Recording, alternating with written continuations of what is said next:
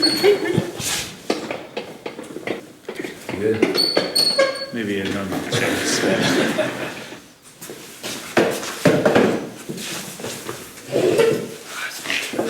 That looks good. Okay.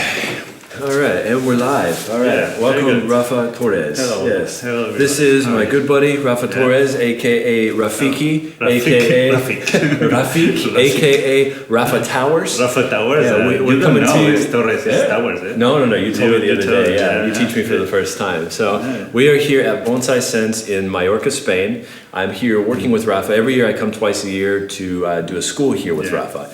So we're here hanging out, having a good time. We thought we'd do a podcast. Now I know it's been a long time since I've done a podcast. I said last year I was going to do one like every 2 weeks or once a month. But the last one I put out was last December. Yeah. And it's October right now of the next year. So it's been a long time. So I apologize I don't for know that. what's happened. I don't either. I always see you 2 times for a year. I know, exactly. So, but I thought for this first podcast back, what we would do is talk to Rafa here at Bonsai Sense about his experience in bonsai and the things that he's been working on here over the last few years. So I think first and foremost, probably the most interesting place to start is your background in bonsai. How long you've been in bonsai, where you saw your first tree, those kind of things. Okay, the normal question about how to start. Yes, normal question. Okay, I started with I have a business before, very stressful business, and when I see the bonsai my first time, I feel something like relax, and I put in my office. Right. In my office, don't have light, don't water in too much, and I'm learn how get better the tree. You know. Right. One of my workers, his father, is have a garden. He work with olive trees, and when I see this garden, it's a big impact because normally I have a normal ficus, you know, a typical first tree. Right. And my first time I see big trees, big oleas with dead wood, with big green or something like that. It's very impressive for me, and start every day for work and improve my bonsai, you know. Right. And when I in the afternoon, I went every day, and I feel better for my stressful, you know. Right. To be around the nature and actually see, be with trees. Yeah, I think a lot of people feel that, you know, with bonsai. And after maybe 3 years, I improved my bonsai, and I think about start my business in bonsai. Okay. In Mallorca. So the original business was selling baby products, right? Yeah, baby products. I work. Bonsai is my passion, and before work only for money. Right. Yes, bonsai products is not my passion. Right. And now I want money for work. It sounds different, you know. Right. It's not the same. Yeah, it's a different. Before work vibe. For make money. Right. And now only want the money for life in bonsai. You know? Right. So different. Yeah, it's a different mentality. Different mentality. Yeah. And feel better. Yeah. Right. So you started Bonsai Sense 5 years ago? 5 years before. Yeah. Okay. What made you want to shift from doing the baby planet, the baby sales, to doing bonsai for business? Yeah, because I want to feel better every day, because I have a lot of stress always. I win a lot of money with the other business, and this business is so different. When I talk with the people from like my mom say, "You are crazy." It's bonsai. Your mom. How do you live? Yeah, my mom is, or other people, a friend or something like that. What? Yeah, you win something wrong with you. Yeah, you win a lot of money with that because after 8 years, when I pay all the bank or something like that, right? And the people know this guy is crazy. Yeah. Because with bonsai, we money. I think most people who end up doing bonsai professionally, their families and their friends say the same thing. They say, why would you want to do that? Yeah. You went to university, you got a degree, you went and got your master's degree or whatever. You should be focusing on your career instead of playing with little trees. I think people are just worried, they want the best for you, but I think it's good to find a balance between, making enough money to live and enjoy life, but also doing something that makes you happy. Because you can spend a lot of time with your work, but if it's your passion and you feel something good, right, you don't feel that. Exactly. It's different. Yeah, it's like in an apprenticeship in Japan, for example, or even now after the apprenticeship is over, you work very hard, 7 days a week, but it doesn't. It feels like it's work, but it doesn't feel like work. Tired, it doesn't feel course, like but you feel good. Yeah, it's not the same as sitting in an office, punching numbers into a computer. I do all because it's my business with my brother. Sure. But a big percentage of the day I am in the office, and now it's with nature. Yeah, always. Right. Not always, but sure. Because it's a business. Too, right. But 1% of the day I work with bonsai. Always think about bonsai. 24 hours. Yeah, think all about day, every day. Every day. Yeah, it's like a disease. I think once you get the disease, it doesn't go away. You're stuck with it forever. Ever. Yeah, it's true for hobbyists, to professionals. I think. No, it's totally different. Yeah. The key though in becoming a bonsai professional is to maintain the passion. To keep the passion going. Because it's always very fight with that. I think you feel the same. Because you need get more money for improve your business for life. Right. But you want make your bonsais for your personal goals, like artist or like something like that. Exactly. Yeah, finding the the balance mix is very difficult. Yeah, definitely. Yeah, I think for the most part, for most people, they're either an artist or a business person. But if you want to do bonsai successfully, you have to be both. You have to meld the two together, or you have to find somebody you could partner with, for example, that sort of makes up for what you're lacking in certain areas.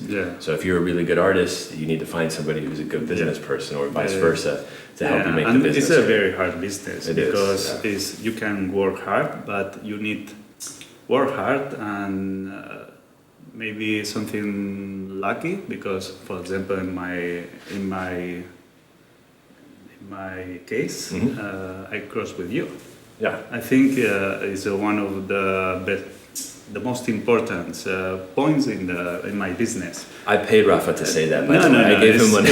It's true.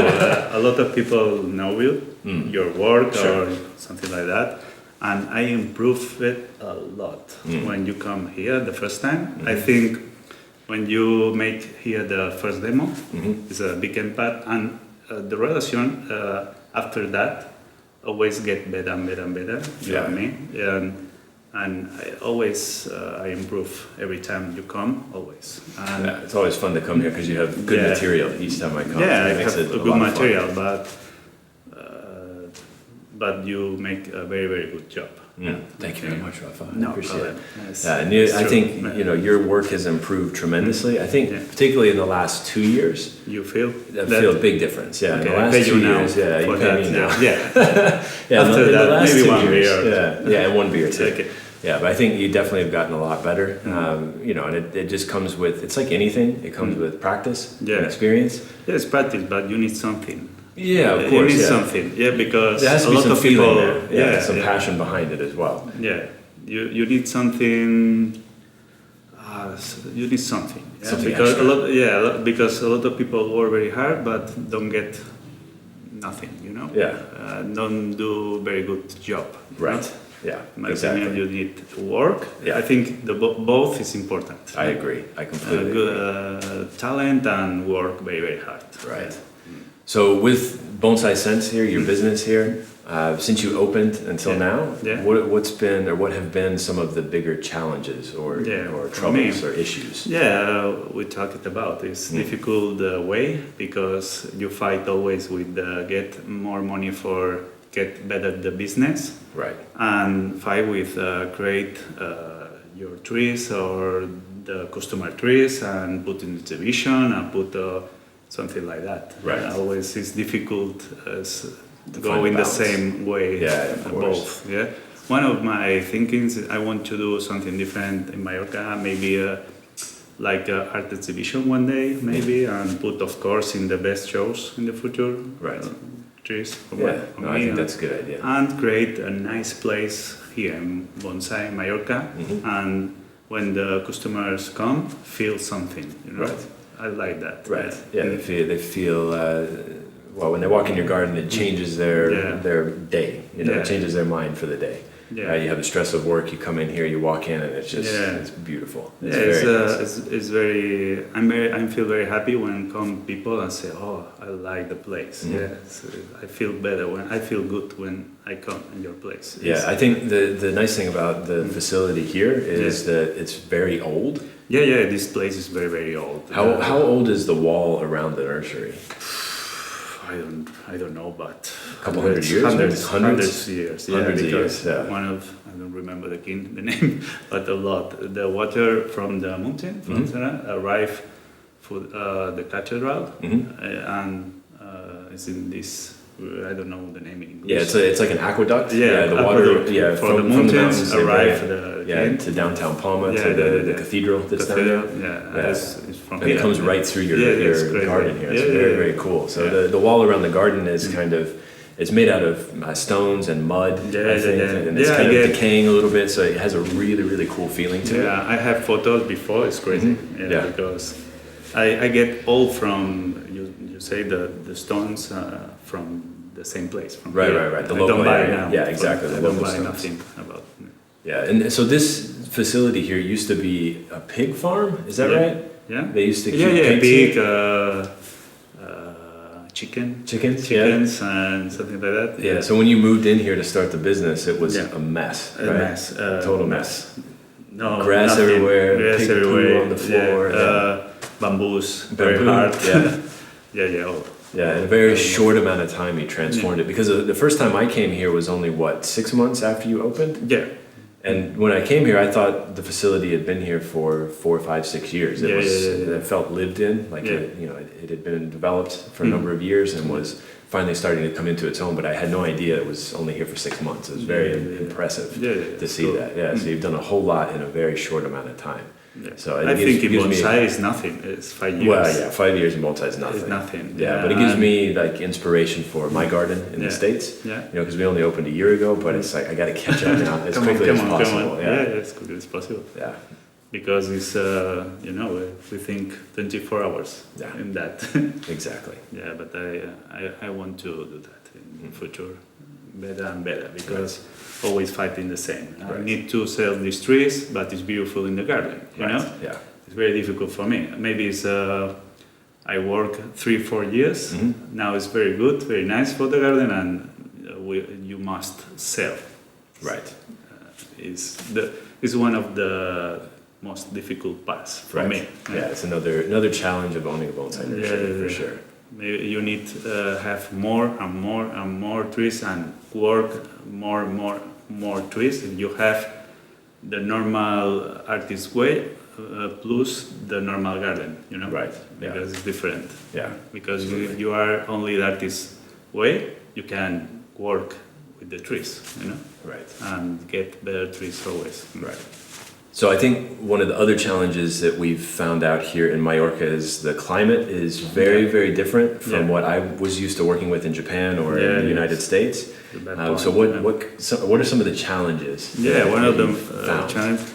When I started the business, a lot of people only work with oleas. Some people try with Scott pines, for example, or junipers, Sabinas. And there are no Sabinas or Scots pines native to Mallorca. It's only the olives, right? Yeah, only the olives. Yeah. We have Sabina, and Lepensis pine. Okay. But I think the best pine in Europe is Scott pines. Right. I like so much. And juniper Sabina from mainland Spain. Right, like this one right behind us here. This one, you can feel the nature here, and it's a Yamadori, it's very good. But it's very important adapt, or you think about how works this tree here in Mallorca. Because you have, for example, always you must think about the situation includes in the same Mallorca. If you live close to the sea, you can maybe make with different species or think about the situation, the water, right? The like wind, you get the salts and the wind from the ocean coming maybe in. You cannot make Scott pine. Maybe right. You must think about. But if you live in Sawyer by the Mosa, is in the mountain, right, or close to the mountain, it's other weather. Yeah, it's totally different. Right. Yeah, and we are 15 minutes from the mountain here, my place in Bonsai Sense, and the people when I start the business, all the people I think 95% say, no, the Sabina's death here, the Scott pine death here, the maples death here, and no, I don't think so. And I want to learn more and more and more, and now I think get the ways for the words, for the situation, for the water, for the fertilizer. Right. And one of the better points is, you tell me, is fungicides. Yeah, the fungus here is a big issue. And the hot. Every year we have more hot. Right. Yeah? And one of the fungus is very important because we have in summer, in spring, a lot of humidity, a lot of hot, and it's easy to get fungus. And we study a lot about how stop this. Right. You know? Yeah, so every time I would come here, we'd work on something, we'd make sure it was healthy, we'd work on it, and then it'd be like 2 steps forward, 1 step back. You'd make the nice tree, and then you have a little bit of dieback, or sometimes the entire tree would die on occasion. But it ended up not being the work that we were doing, it was the fungal issues that were happening here. And it's surprising to me because, I think in general, most people think, okay, the more humid the place is, the more fungus you're going to have. Yeah. But here, it's a Mediterranean climate. It's actually hot, but it's not super humid. It's kind of mild. In the spring and the fall, it's very, very mild, and those are the 2 worst times when you have fungal problems. So it's been a challenge figuring out what to use. It's a big challenge, and for example, the winter is every year changes. Right. It's so different. If you have sometimes in February you have 2 days very, very cold, like includes snow, and when you have that, the next spring is very good. Right, because it kills all the fungus. Yeah, it kills the or fungus. Least, the trees stop very good, and in the spring you feel something, Right. But if you have a bad winter, you need think about how. And in this case, bad winter means it stays warm all winter. That's a bad winter here in Mallorca. It stays it's very warm. bad. Sometimes very bad. Yeah.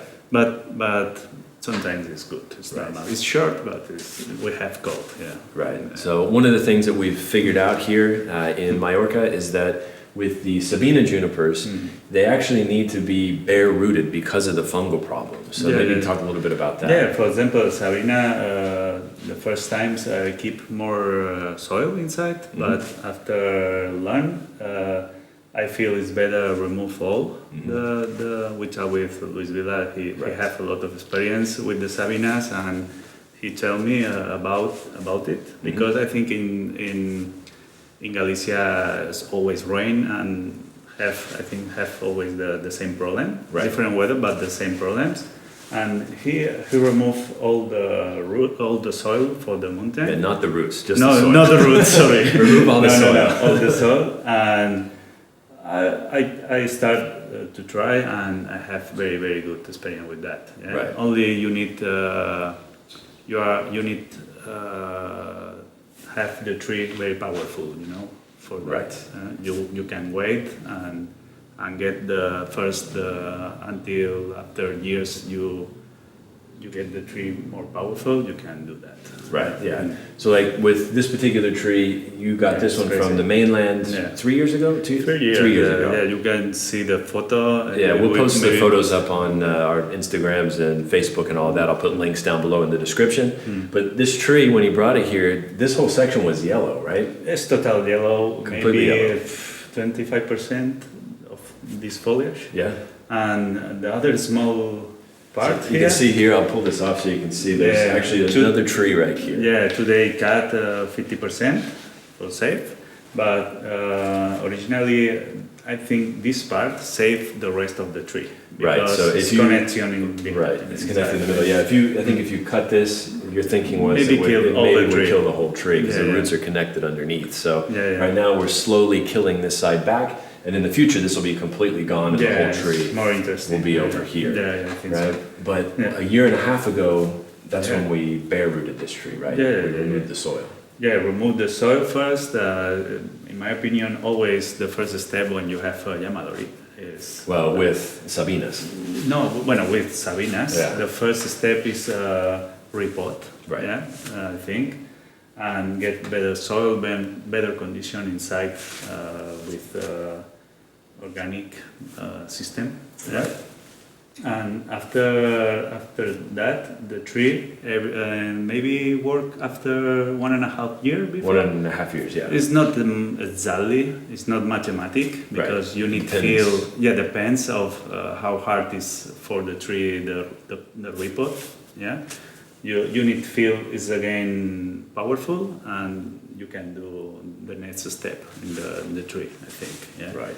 I think the Sabina is special for that because you don't, maybe with the Rocky Mountain it's impossible. No. Yeah. I would not bare root junipers. Juniper, no, absolutely not. But with these it's necessary. It's necessary, I think, because it's not a special heart or power, the Sabina rostrera. Yeah, it seems like the foliage is weak, but the roots are very strong. Yeah, the root is very strong in this case. Yeah. The live vein is very thick. Very thin. Compared with, for example, Itoyawa. Right. Yeah, it's different. Yeah. Yeah, so we actually named this tree the Dementor. Dementor. After it's a Harry Potter reference. You can go look it up on Google and YouTube. But it looks like the Dementor flying through the air here with its wispy tails hanging out of the back. So this tree we're going to keep in this pot for what, another year and a half probably? Yeah. So probably spring of 2021. When I feel again as a power, we can do because the second repot is not the same repot than the first. Right. You don't need to remove. Exactly. That's different. That's a good point. You don't need to bare root the tree. Every time because only the first time. Because you make wick. Exactly. So, and of course it's in a wooden box as well to help with the power. It aerates the root system a little bit more. And every year you get more ball root system. Every year, stronger roots. Roots. Other point important with the Sabinas, with my experience, is don't like too much a lot of fertilizer in the same time, and don't like too much the high nitrogen. I feel that because sometimes make a test with different parts, and always when have more continue and less nitrogen, the tree is like magic, but it's get more power. It's almost the opposite of what you would think. It's like when you think put more fertilizer, get more nitrogen, more power. But it's not true with Sabina. No, it's total opposite. So it's crazy. What is the fertilizer that you use? What's the NPK? Yeah, the NPK I put a basic for one is 3.5, 3.5. Sometimes mix with BioGold or a little more. And normally use liquid. Liquid, it's a special amino acid for the roots, and it's enough normally. But sometimes depends on the state of the tree. Other liquid is from Lombrico. Is the mix is the name is otoño. Because normally you put in fall this fertilizer, but I use all the year. Right. Yeah. So just to clarify, Rafa's talking about what's the company name? Lombrico. Yeah, Lombrico. They've developed some liquid fertilizers here that are good for use in the spring, use in the summer, and use in the fall. Right. No summer. It's spring, fall, and winter. No. The name of the bottles. Yeah. Which seasons are you using it? I use all the year. So spring, summer, and fall. But there's specific ones you can divide it up and use just the fall fertilizer for the fall. But it's done really well here for most of the trees. And now when we repot these trees in the spring, there's a special liquid that he's been using from Lombrico that's for the roots. For the roots. It produces an unbelievable amount of root growth in the tree. It's incredible. And good roots, because good sometimes roots, very fibrous roots. Because you can find in the agriculture business a lot of fertilizer for the roots. Right. But this fabric think about get more fruits and agriculture or big trees.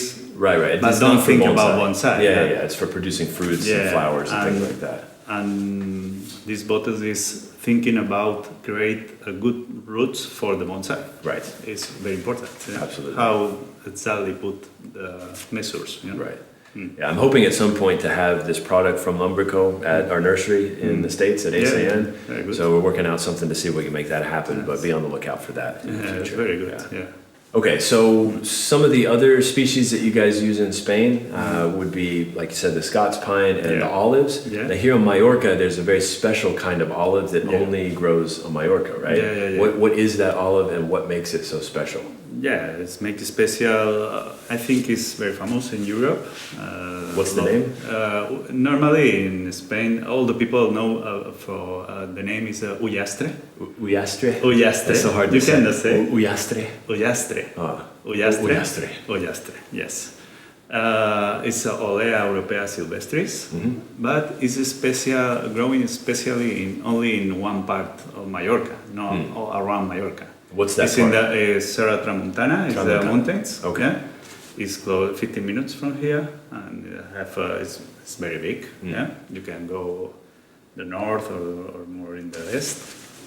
But the special is you have mountain and you have the sea, and you have wind, you have bad climate, and this bad climate create nice bark, nice movements, and you can find all the styles. You can get cascade, bunjins, a lot of moyogi. Maybe not chokan.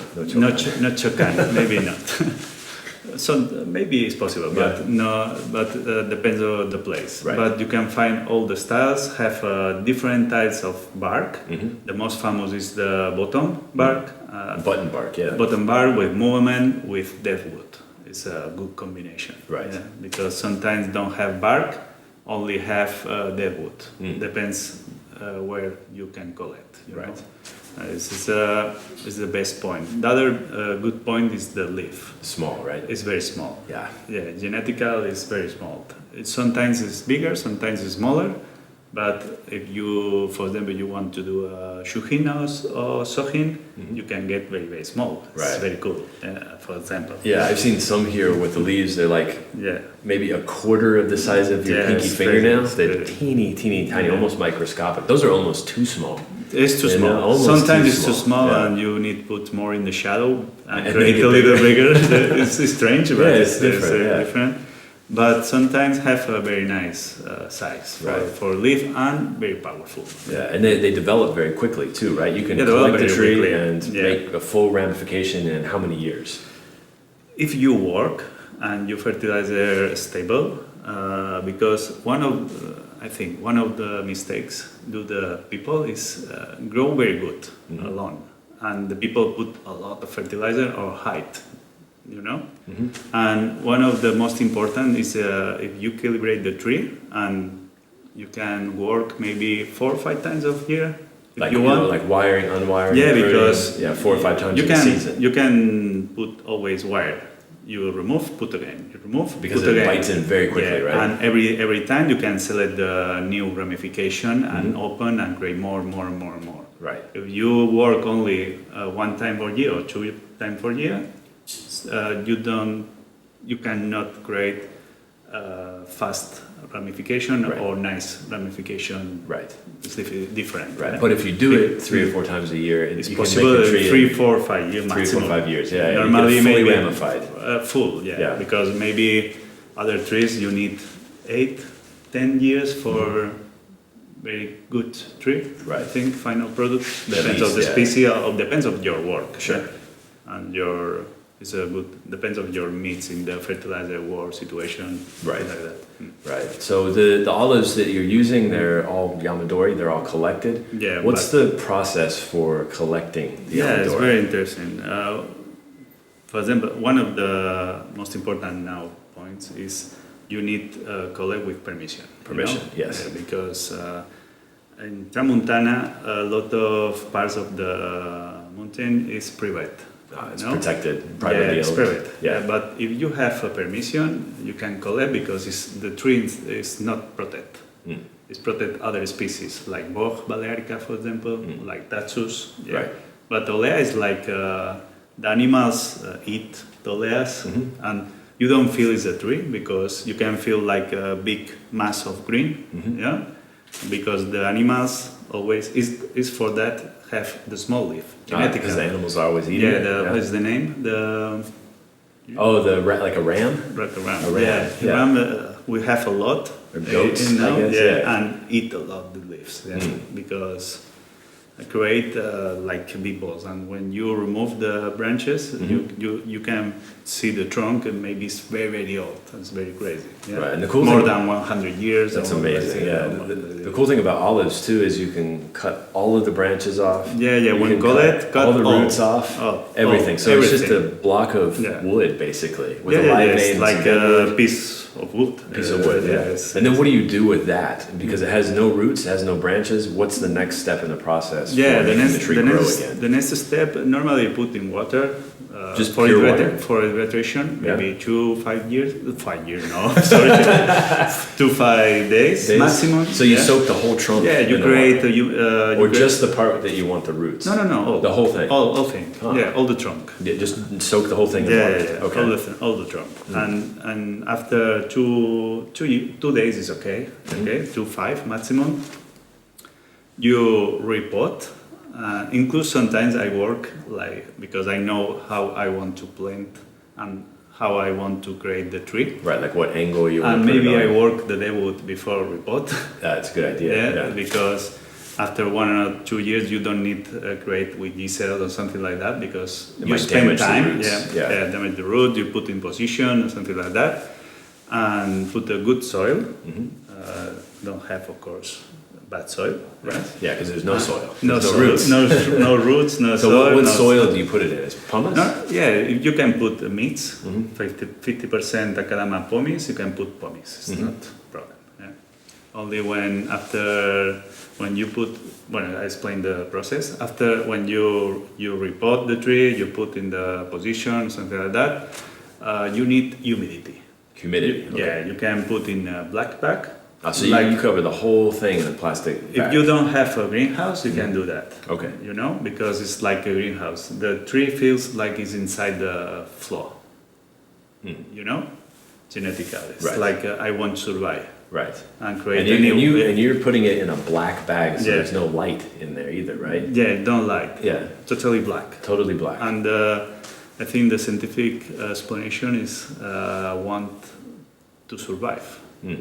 There's a word for that, and I've forgotten the word. But if you take a tree that has no branches, you put it in complete darkness. It's actually similar somewhat to like doing an air layer, for example. If you do an air layer and you leave say it's a plastic bag you put on the outside and it's clear plastic, because light's penetrating through there, it may not produce roots. But if you cover it with black fabric or you cover it with a black plastic bag or something, or a black pot, there's no light that gets in and it produces roots. So you get the gravitropism pulling that down, and then you've got phototropism pulling things to the top. But it's interesting because with the phototropism, you need light for that. Yeah. But it's counterintuitive. You cover the whole top of the tree with a black bag. It wants to find the light. It's searching for the light. Searching for the light. But of course, the tree have reserves for nutrients, and with that create the new woods and new roots. Sometimes it doesn't, though, right? No, sometimes it doesn't. So depends on how old it is.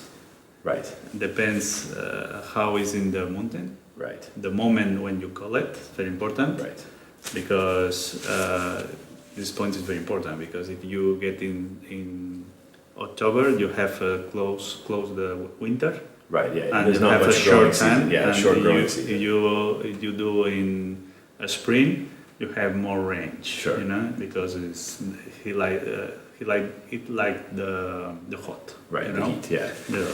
Yeah, and I mean, you have a couple of olives here that are maybe 300, 400, 500 years old, but they've produced some roots, but they haven't produced foliage yet. Yes, I have like it's two. asleep. Yeah, the tree it's is like asleep. asleep. I have two cases like that. But it's still alive. It's still alive because you cut and you feel green, total green. Yeah, you can see the live vein is still functioning. I think about what's happened because don't create the new. I think it's very, very, very old. It maybe for the tree, 2-3 years is nothing. Right, maybe for it the needs people 10 years or 20 years before it wakes up for again. the people it's a lot. Right. But this tree maybe get less water in his place or something like that and don't need. Genetical, it's like a stop, you know? Yeah, but you're trying to wake the trees back up by grafting foliage, right? Yeah. I want to help grafting. Includes in one case, I graft the roots and graft the foliage. Yeah, and sometimes it's good and sometimes it's not good. Yeah? Right. But if it's live, I must wait. Right. Yeah. At some point, because should it's wake important back up. for me the life of the tree. Of course. Yeah, that's the number one thing. Yeah. And other possibility when you call it is you can put in the black bag? Black. Yeah, the black bag. And if you have a greenhouse with humidity, it's okay. You can do that. So you put it in the black bag in the greenhouse. No, not necessarily. So if you don't have a greenhouse, if you have humidity, start again. No problem. Gotcha. Okay. Yeah, but if you don't have, you can do with the black bag. Okay. Very cool. And you need a stable temperature until 25-30 maximum. 25 to 30 degrees. That's Celsius. Yeah. So people watching in the States, what is that? It's going to be 30 degrees is probably 88, 90 degrees max, somewhere around there, maybe a little bit less than that. So you're talking like mid 70s to upper 80s, somewhere in that range. Unstable. Unstable. And if you do with the back, you must open step by step. Every 2-3 days, spray it with water so for you humidity. Open the bag a little bit, spray it inside. And when you feel and you see the new buds, maybe 5-6 centimeters new ones, you can open very, very, very slow. And the small buds feel the light and create the photosynthesis, create the roots. Right, and then they search for that light and continue to grow. Sometimes only create for the reserves, the new buds, new branches, but not create roots. Okay. Yeah. So you can have top growth but no root growth. Yeah, you must wait a little bit. Yeah, it's all a long-term waiting game. Yeah.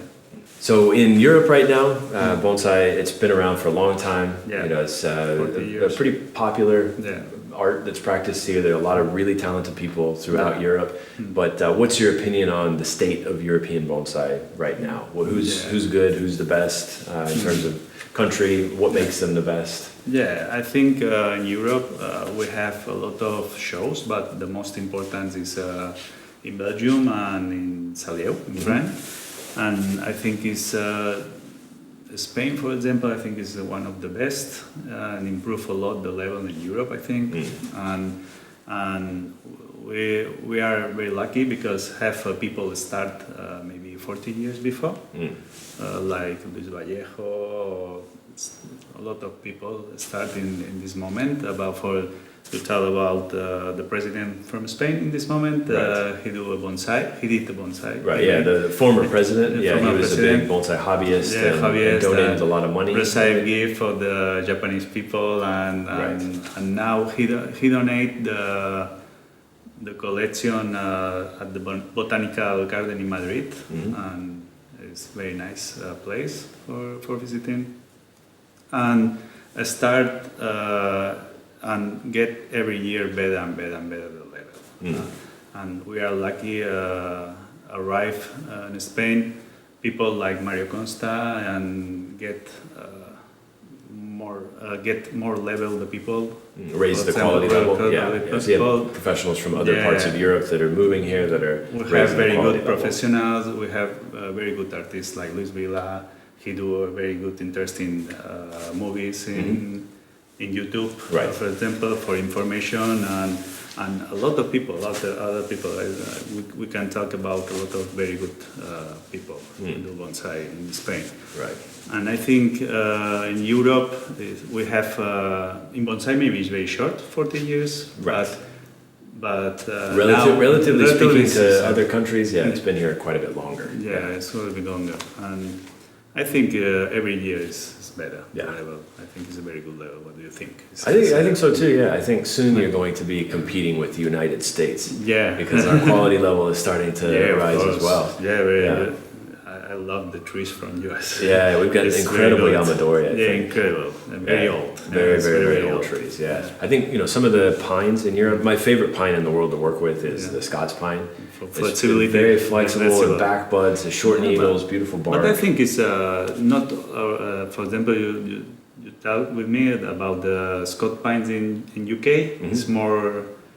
Let's say it's flexible. Broken. It's not more brittle. More brittle than the Spanish Scot pine. Yeah, it's interesting because the Spanish Silvestris, the French Silvestris from the Pyrenees, the ones from the Alps are different. The ones from Scotland and England and that area, those are different. Some different, but very flexible. Yeah, I like working with that species. But if you're talking about junipers, I mean, the one behind us here is incredible. This is it's pretty rare to find Sabinas that are this big. But in the States, some of the junipers that we have, this looks like a shohin in comparison to those. And we've got some of the best junipers. I want to see in real one day. Yeah. You could. Rafa's going to come to the States and visit my garden in a couple of years. We're going to have a big open house, so he'll get to see the junipers and I think work on some of them when he comes too, which would be pretty cool. So.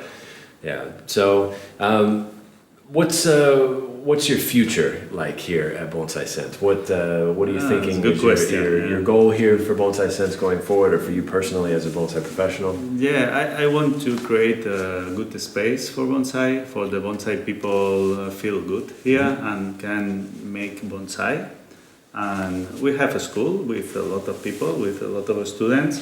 Sometimes one of the bad points is the different levels, because beginners. Sometimes the people only love the bonsai for putting his house. A lot of people want to do the best for the division, and in this case, one point and another point is very, very. It's a big difference. It's a big difference, you know. And if the people come and want to learn, you must put this guy here, and other place. Right. It's very and then difficult. Adjust your teaching strategy. But I want to do a nice place. I enjoy it with the bonsai job, and I think it's one of my goals. Okay, I talk about I need the money for life, but I want to create a nice place for the people, and I love when the people come and like the trees, like the place, all the place. Right. Yeah, and that goes not only for the people on Mallorca, but for tourists from Europe. Yeah, every year come more people from around the Europe, including sometimes some people from US. Oh, really? Yeah, that's very cool. One of New York, other with Chicago, I think. Yeah, very cool. That's because awesome. you make a lot of videos here. Sure, yeah. But it's cool to see people coming here and wanting to come to the nursery. I mean, you're just outside of Palma. You're only 10 minutes from the airport here. 10 it's very euros, close by. 10 minutes. It's very close. Yeah, so it's very easy to get to. So if you guys want to come visit Rafa at some point here at Bonsai Sense, we're going to put a link in the description down below for his website, for his future YouTube page when he sets that up, which he's going to be working on soon. And you can get in contact with him and come and visit. So, Rafa, I want to say thank you very much. Thanks to you. For doing the podcast with me. And thank you guys for checking it out. Don't forget to like and subscribe down below. Hit the button. And we'll see you guys in the next episode. Take care. Okay.